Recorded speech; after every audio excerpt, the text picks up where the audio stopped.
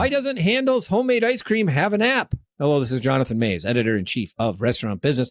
And in this week's episode of A Deeper Dive, I speak with Jennifer Schuler, the CEO of the Ohio-based ice cream chain.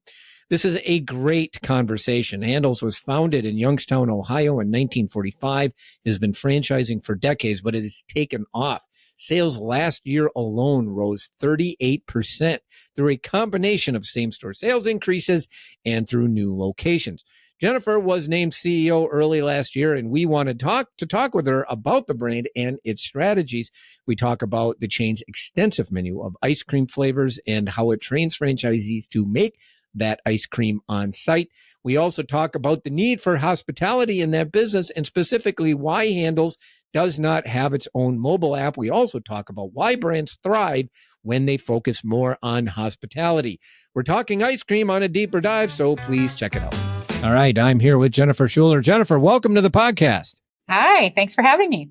All right, so tell us how things are going in the ice cream business. Well, Handel's is celebrating its 80th anniversary this Sunday, so that's a big deal for us. It was a brand started in 1945, actually, in Youngstown, Ohio. Miss Alice Handel started making ice cream and selling it at her husband's gas station, and that's where the whole thing started. We were just able to pull up some of her old recipes, like located her handwritten recipes, and it cracked us up because number one, we're still making ice cream from scratch in store every day, using many of her methods from back in the 40s and 50s. And secondly, the thing that cracked us up most is one of her recipes. I think it was maybe it was pistachio, and she was talking about the amount of nuts that you put in the ice cream. And at the bottom, her note was, "Don't be stingy." And it just cracked us all up because we felt like it's what we try to live by today. So if you haven't been to a Handel's yet, which I assume maybe not because we're not in Minneapolis yet, it's really abundant portion size. And like when you get our cookies and cream, it's not just like a little crumble of an Oreo wafer. We're taking Oreo cookies, we're breaking them up into quarters, and you're getting a big giant chunk. Like our pecan ice cream, it's not a sliver, it's a whole pecan. And so it made us feel really good as we were coming up on 80 years. We could look back at those recipes and say, yeah, her ethos of don't be stingy is something we still live by and can feel proud of. I have had your ice cream. You have? Yeah. Where? Yeah. Well, you were at, it was one of our events. I believe it was a supply chain summit. And you had we had our food truck out there. Yeah. It was. And you got to see like some very talented and serious supply chain execs turn into little kids the moment they walked outside in the sunshine and saw an ice cream truck and were asking questions like, how many flavors can I try? Can I go back for more? What's that? That is why I'm in this business, is that transformation that turns people into kids again whenever they're around ice cream. I am kind of a freak for ice cream. I'm not going to lie. I would eat it until I was dead. I literally could potentially eat myself to death with ice cream. Okay. What is it about ice cream for you? It's the texture most of the time. Yeah. Usually it's the texture. And it's one of the few foods that really you could make almost anything sweet and really good with, Minneapolis is, you spend some time here. Yeah. It's a dairy state. And so, so we do have our share of really, really good ice cream shops and cheese curds, which I'd never tried till I lived in Minneapolis and became a favorite, but yes. Cheese curds are really, really good. But you can make anything like garlic ice cream and all sorts of other things. So I'm particularly fond of chocolate with peanut butter. But I mean, it's probably the creamy texture for the most part. That's usually what gets me. Mm-hmm. Mm-hmm. Yeah. I think that's what, for me, distinguishes Handel's from others, because other ice cream players that are out there today, most of them are making their product with a co-packer offsite. It's going to have to get deep frozen to get transported via cold chain and keep it stable by the time it gets to the guest. And so what you're having is a pretty hard scoop ice cream that has spent some weeks, maybe months in a freezer before it reached you. I think the differentiating thing, and I noticed when I was back at Wetzel's, guests taste freshness, whether they notice it, whether they see it, whether they understand the methods or the practice. Like half the time at Wetzel's, nobody knew we were making dough from scratch. But I think you taste freshness. And the same thing is true at Handel's. Like these are little dairy manufacturing plants. We're getting fresh, like really fresh product making it every day. The ice cream you had today is what was made likely what was made yesterday and the day before. And so I think the freshness and comes across. And I think for us, for sure, in the texture piece, like what you said. Now but you franchise. So like, is there some sort of training, that you have to do because you essentially have to show them how to make ice cream. No, I mean, Yeah, is there any training involved? Yeah. So that's a big part of it. They go back to Youngstown, Ohio, where we started, spend time. A lot of our team members who are training have been with the brand and making ice cream for 25 plus years. So they go back to Ohio and spend a couple weeks there learning the craftsmanship and the art of ice cream making. And that's the thing we hold like very near and dear, that made fresh from scratch in store. Don't be stingy is the way we do it.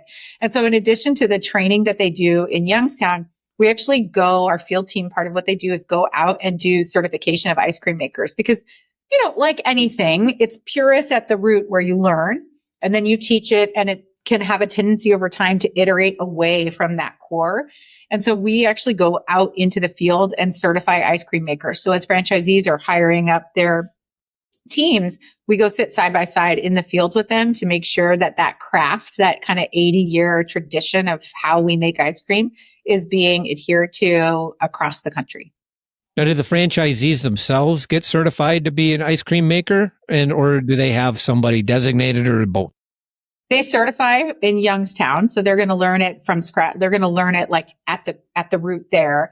But then oftentimes as a franchisee grows in our system and become multi-unit operators, they're going to hire up an ice cream maker underneath them. And we find sometimes those tend to be people who come from pastry or chefs. Like we really find people, it's an elevated position for sure in our organization. And so those folks, when they're in the field, that's when we go out as a field team to certify them. So how does that process? So it takes 2 weeks to get certified? When you go back to Youngstown, 2 weeks. Yeah. So how tough of a process is it? Well, we have 140 flavors. So imagine that you're trying to expose someone to all of our recipes, and not just that, to think about how you batch process them properly. Because again, you've got to think about it like a dairy manufacturing plant. And you want people to be able to efficiently produce the ice cream they need to make, especially in the summer season when those demands are getting higher. And so we coach them not only on the craft of ice cream making, but also on the science behind the order, so that you can reduce the number of washouts you have to make on your ice cream machine to be able to drive efficiencies and, improve your labor and COGS for the franchisee, improve their profitability. So it's a little bit of both, like you say, the art and science. I went through training myself, and I was shocked. I sat side by side with Leslie, who's one of our trainers, who's been in the Handel's brand in and around ice cream making for, I think, 25 plus years. And we are literally, when we're making our cherry flavors, black cherry, we were literally hand placing whole cherries in the ice cream as it was layering out of the machine. So it's not a mix-in, like we are layering it. And she would come in and course correct me if they weren't about an inch apart, because she's like, hey, what we want is that, again, to that, don't be stingy. Every scoop, it's that worst feeling as an ice cream lover. It's the worst feeling when you order cookie dough and you get like one sad. See, you know what I mean? Yeah. It's so disappointing. And so we literally make sure the placement is right when we're layering it. The layers are right so that when you're scooping it, you're not going to have that sad moment. In fact, you're going to be like, oh, this thing is packed full of cherries or packed full of cookie dough. And we train on scooping and that as well. Like, no, go back and do that scoop again. Scoop this way vertically through so that you make sure you get all the layers and the guest is really happy with that scoop. Right. That's, I'm going to interrupt this because I'm looking at your flavors right here. As soon as once you were mentioning this, I got your website right up here on my second. And first off, you got 4 flavors of pumpkin. Yeah. This is a ridiculous. Remember when 31 flavors was like a big deal and you got 140? Do you guys just have somebody who just sits there and thinks of ice cream flavors all the time? Because you got green tea here. You got peanut butter, which is my favorite. Taro. Yeah. Okay. Flavors is like probably one of the best parts of this job. So flavor innovation happens in a couple ways, and I'll take you back to the brand history. So Alice Handel ran this brand for 40 years. And in the 80s, she sold it to a gentleman named Lenny Fisher, who's also in Youngstown, Ohio. And he started to expand, open more corporate stores, and really started franchising the business. And he ran it for 40 years. And he's still on our board today. And he still gets involved in running flavors. And he still goes back to the things that Alice told him that taught him about flavor making. And we bring it forward today. And that is one of the things about us is we don't want the flavors to hit you. It should be flavors should come to you. So we're very cautious about that. Like you don't want it to be overly strong of that pumpkin. It should kind of come to you with each bite. So I think that we do an amazing job on flavors in that way. And I think we stay very authentic to that classic profile, that whatever that flavor is. Even if you don't like the flavor, you'd come away being like, oh yeah, that's pumpkin pie and an ice cream. And so I think that's one thing we do very well. And the other thing we focus on is more classic, retro, nostalgic type flavors that guests, take them back to childhood, take them back to a moment in time. So whereas there's, you had said you can do garlic ice cream. Of course you can. Like you can do a lot, but you're probably not going to see that from us. You're going to see stuff from us that's more kind of time honored flavors is how I would describe it. Hmm. Yeah, no, I don't say there's nothing in there that makes me wonder what the heck you guys are doing or anything. Yeah. And I'm not going to sit here and ask you if you're sane or anything. Yeah. Now, are you constantly thinking of new flavors and removing them, or how does that, like, how do your flavors work? Yeah, we have a hard time removing them actually, because once we might put it in a vault for a while, but once we've developed something that's passed like kind of the rigorous internal standards for a flavor, it stays. Franchisees have 20 classics that they hold in every store across the country. And then they have 28 flavors that they can select themselves. So they're going to choose that based on what their local demographic likes, based on what their favorite guests like, based on customer requests. And they can pull those out of the vault and choose those. The way we do our flavor innovation is we get a ton of ideas from our franchisees because per what I told you before, everyone's, you've got these innovators. They're all trained in the craft of ice cream. They all have an abundance of flavors and inclusions at their fingertips. And so we get approximately 100 ideas a year from franchisees of new flavors. And so the first place we start is, filtering through that. I think franchisees, they're at the ground level every day. They're hearing and seeing what guests want. So we really pay attention to those ideas that come from, and then from the internal team, we're watching flavor trends, what's interesting and exciting out there and trying to bring that to life on flavors, and then bring those two things together and start doing testing internally to bring the flavors to market. And this year we'll bring 4 new flavors to market. And I think 3 of the 4 were generated from franchisee ideas. Mm-hmm. Wow, really? I always think it's a great idea if you're going to take ideas and really implement them from franchisees. And if you go back throughout the entire history of franchising, some of the best products and best ideas at several major chains like McDonald's. Most of McDonald's menu, by the way, was franchisee created. The $5 footlong Subway was franchisee created. On and on and on and on and on. And they can be a really interesting source of ideas for sure.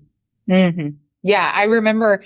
So my Minneapolis connection is I used to work at General Mills in brand management, and we would do new product innovation, and we would have to spend hundreds of thousands of dollars to run consumer tests, to do focus groups, panels, taste tests, ideation. It was a huge process and with a lot of lag time between when you had a piece of information you were trying to gather and when you were getting input from the market on it. And I remember when I came into franchising and into restaurant, I was like, this is amazing because you have laboratories across the country working all the time.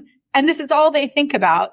And the feedback cycle is much more dynamic. I think it's hard. I think franchisors like to have the answers, and you have to have a level of humility to be able to say, okay, yeah, I'm leading the brand, but a lot of the best ideas are probably not going to come from my own head, and having a level of humility to be able to be really open to what you're hearing from your franchisee community.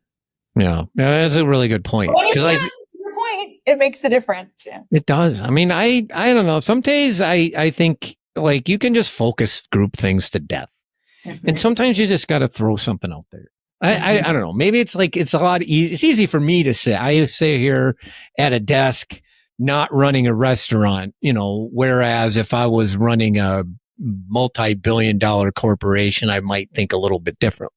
But sometimes you got to take a risk, I think, and just try to, just let a restaurant try an idea. The world ain't going to end. Yeah. I think you can group think your way or de-risk your way out of a creative idea pretty quickly when you're in. Yeah. That's true beyond restaurants, frankly, into a lot of other industries, but this is not that podcast. So now you've had a year last year, didn't you? You added a few locations. Sales grew about like 38%. What you do? Yeah. So I like to think about this brand as like this, I feel like what you're going to talking about it as like an overnight sensation, 80 years in the making. It's reaching that inflection point, and I think it's got this rare combination of 80 years of history, time-tested methods, a very proven unit economic model with strong profitability, good return on investment to franchisees. And that now we're sort of hitting the scale where other franchisees, multi-units are taking notice. They're seeing it in their markets. We're in about 15 states today, 160-ish locations. So it's starting to get that exposure, and people are tasting and trying the product, seeing the lines. I think generally we're doing 2 to sometimes 3 times the AUVs of the other folks in the ice cream category, which makes it just a very compelling business proposition for a franchisee. I think all those things are picking up. And then, we've been attracting a really strong and talented leadership team that's helping build some momentum around that, working hand in hand with the folks who truly deeply understand the brand. And then with the leadership team that has a lot of experience in franchising, I think that's a very powerful combination for us. So not only are like that behind that 38% growth, I think it was a very strong same store sales year for us, maybe 7% same store sales, and then a lot of unit growth. So both of those things happening for the brand, and happening again, this year as well. Mm-hmm. Yeah, I don't know. You mentioned the magic word, which is return on investment, unit economics. I mean, you're not gonna. I mean, it's like a simple thing, but like unit economics and ensuring franchisees can make money is pretty capital in this business. Yeah. Yeah. And in this one, it's very, it's attractive. There's no waste. Think about it. Like the ice cream you make is frozen. You're making daily, you're working through that inventory and it goes out the door. So it's not like other businesses where you're having to act like really manage your inventory levels. Oh shoot. Like I overdid the chicken and we had a rainy day and no one came in and that chicken got wasted, or we overcooked, or we didn't cook enough and now it's not ready to go. So there's simplicity. Whenever you find simplicity in a business model, you'll find profitability. Those two things seem to go hand in hand. And so that's why that's one of like the core focuses for us, like keep it simple. So even though you have 140 flavors, there's a lot in our inventory already in terms of ingredients that we can recombo to make new flavors that draw attention, news, excitement, keep the brand relevant and fresh, but isn't adding new equipment, isn't adding another SKU to the franchisee. So that's sort of one of my tenets, because I agree, like healthy, happy franchisees, you're going to feel that as a guest when you're in there, when that store is profitable. You know, when you go in a store that's not profitable, you can feel it. It's dirty. They're not investing in the team. They're not investing in the infrastructure. When you have that happy, profitable franchisee, I think it's part of the virtuous circle that makes these systems work so well. Right. So you're not going to be adding weird stuff like chicken sandwiches to your menu. No, definitely not. Like, and it's tempting, right? I think people do that all the time. But we're not getting the breakfast day part. I have this asset sitting right here. I could make an ice cream breakfast sandwich because I'm missing that day part. I think that's kind of a view of it that's devoid of the brand and the reason for being. And so I think you have to always stay, true to your roots as you're looking for ways to grow. You have to do it in a way that's true to the brand, especially when you have a brand with this much heritage. But I mean, the consequent risk, of course, with a really simple operation. And I generally tend to believe today that you're better off focusing on what you do really well and And there aren't any, I don't think there's a single ice cream chain on the planet that could offer a chicken sandwich, for instance, because people aren't going to ice cream chain for a chicken sandwich. Maybe if you're a certain type, you could throw a hot dog on the menu or something like that. But that's really tough going from selling ice cream to selling chicken sandwich. I'm just like throwing out not many ice cream chains sell chicken sandwiches, but like, it's really, you are who you are. And consumers, it's kind of, they're going to an individual chain for what they specialize in. And if you could just focus on that and do that really, really, really well, you're probably better off in a market like today, in which the consumer has higher expectations than they've ever had before. And I don't think that there's any question about that. So, and I can't remember what question I was going to ask you after the end of that particular rant. But like at the end of the day, now I remember. So but the corollary to that, of course, if you have a super simple operation, like you're just selling ice cream, somebody else could come up with a hot new ice cream type concept and take. How do you defend your market from that? Yeah, that's a really interesting question. And of course, someone will. I mean, there will be there are hot ice cream options. There was the rolled ice cream, nitrous ice cream, those kinds of things. I think when I look at brands that are successful over the long run, I think they're oftentimes ones that are like, there's foods that are sort of like time honored, time tested that aren't going to go away. I'd put a burger there. I'd put ice cream there. I'd put chicken sandwich there, fried chicken of some sort. Like there's some like basic food. I'd put hot bread, fresh bread in that category. Like I think there are ones that through the generations, whether it's our biology craves it or like it's implanted as a memory for you. I think for a lot of people, like ice cream is a way you are going to celebrate a good time and take the edge off a bad time. So for me, I think that like that's a category that's not going to go away. Now, are other folks going to come in at different angles on it? Potentially. I think that's why when you look at our flavor profiles, you can see broadening. So yeah, we're not doing garlic, but we're doing taro and green tea. And I'm sure Mrs. Handel, when she thought of this brand, never imagined we'd do taro and green tea. But that's a time-honored classic flavors in many cultures and traditions, right? So you can see how as we've spread into new demographics, spread out on flavors and with that idea that we keep our arms wide around the guest. And then I think the other thing that we do, and we're really thoughtful about this when we select franchisees, is we have this, this vision of being that place where you go to celebrate moments and to take something that's just like an everyday moment and turn it into a joyful memory. And in a world where it's so digital and so fast paced, and if you're a parent, it's just like picking up pace exponentially, the introduction of AI, the introduction of more digital, even into the restaurant space. We're intentionally trying to be a place where people can slow down. Really? So I'm pretty dedicated to like, we don't have an app. We don't have digital kiosks. I don't expect to be doing, I know it's shocking. My God.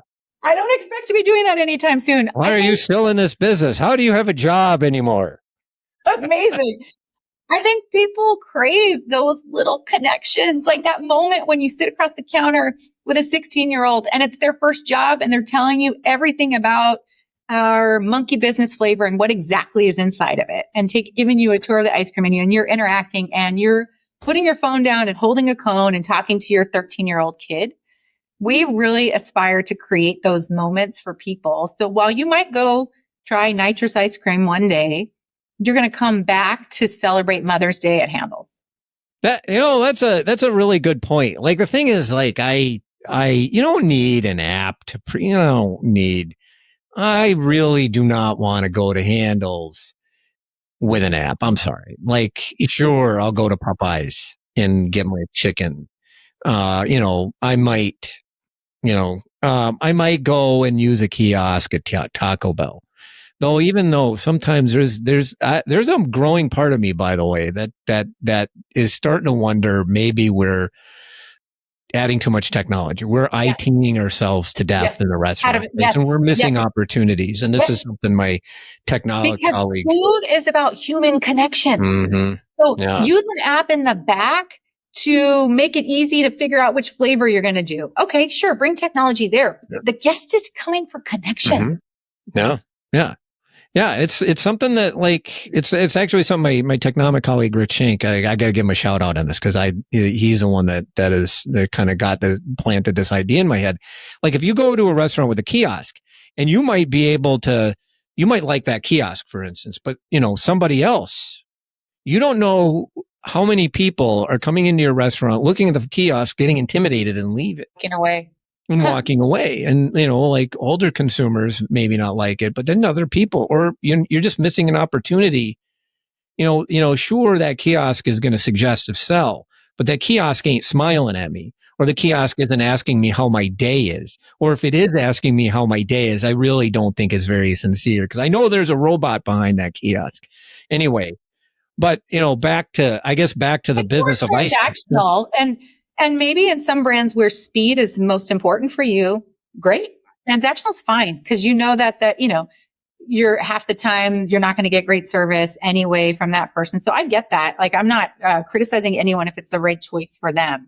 It's not the right choice for what we're trying to be. But even if you look at today, the best performing restaurant chains, if you could think of some of them off the top of your head, what In-N-Out would be one of them, Yeah. Culver's. Yeah. If you look at actually Dutch Bros, if you look at Seven Brew, you look at the list of some of the best performing restaurant chains, even Raising Cane's. Many of them do have heavy technology use, but they have a hospitality component to them. Yeah. Yeah. Are doing something that other restaurants you can't. I mean, even the In-N-Out is a great example. It is slow as hell. If you've ever been to you've been to In-N-Out, my goodness. Yeah. You're probably still in line right now. And, it's got a heavy hospitality component. And with ice cream, to your point, I'm going there for a good time. I'm going there to enjoy myself. Maybe I might look at my phone when I'm eating ice cream, but I'm not. Actually, no, you're not. You are not. I'm focusing on that ice cream because it is really rare that you see them come out. It makes me so happy when I see teenagers, especially hanging out together.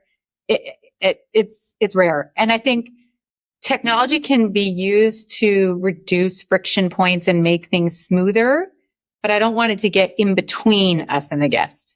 Right. So, all right. So, last question. So where are you going to be? What's the next 3 to 5 years look like? For Handel? Mm-hmm. So next 3 to 5 years, I think, as I looked at this year, in addition to the kind of growing top line of the business, significant margin improvement for our franchisees. So top line improvement and margin improvement. And you've got, as I said, this combination of 150 units. You've got proven methods, proven unit economics, but a lot of white space. And so my projection is that you'll probably see more multi-unit franchisees enter with Handels and expand. I think you're going to see us stay very true, though, to the type of flavor innovation, the freshness, and I think continue to elevate our hospitality. I think the beauty of the business, again, is because of its simplicity, it gives you the opportunity to be a little bit more creative across the counter. And I just love, I look at things like you go to Disneyland and you get that button that says it's your birthday or it's your first visit, or, there's a lot of reasons guests come to Handels. It's because they lost a tooth. It's because they won a basketball game. It's because grades were good, and so finding ways to really kind of celebrate that and continue to make those connections, and doing that through, the way we delight guests in a surprise and delight kind of way, but also the way we're helping young people use ice cream as their first job and their first platform and their first chance to connect with an adult and guide them through an experience. Like you see kids who are growing up in a tech generation can be really uncomfortable with that in-person interaction. And so this idea of like helping young people, I'll just give a quick example. When a couple of our stores were impacted, certainly their employees were impacted by the fires here in the LA area. And so a news station came in to interview the high school students about their experience, losing homes and coming back to work. And the way that the franchisee just really supported them with gift bags and donations. And it was a pretty incredible all around experience. But I watched these 16 and 17-year-olds with a news camera they were interviewing, and the way they were so comfortable and articulate and thoughtful in their responses. And I really attribute that to how much work they did on the guest side, interacting with guests. Like it made me so proud to see how much they had matured and the kind of skills they had gained here at Handel. So again, I think that's another one of those virtuous cycles, like profitable franchisees make happy guests, and crew members who are learning and growing and are supported are also going to turn around and make delighted guests. All right, superb. What's your favorite flavor? I always get asked that. It's always the next flavor I haven't tried. But today, salted caramel truffle. There you go. Fantastic. Jennifer, this was great. Thank you so much for joining me on the podcast. You're most welcome. Thanks for having me. And that should do it for this week's episode of A Deeper Dive, which was edited, as always, by Spoons. Artwork by Nico Hines. You may find this and other episodes of the podcast on our website at www.restaurantbusinessonline.com/article/deeper-dive. But by all means, subscribe on Apple Podcasts or Spotify. I'm Jonathan Mays, your host, podcast producer, and the editor-in-chief of Restaurant Business. Thank you for listening.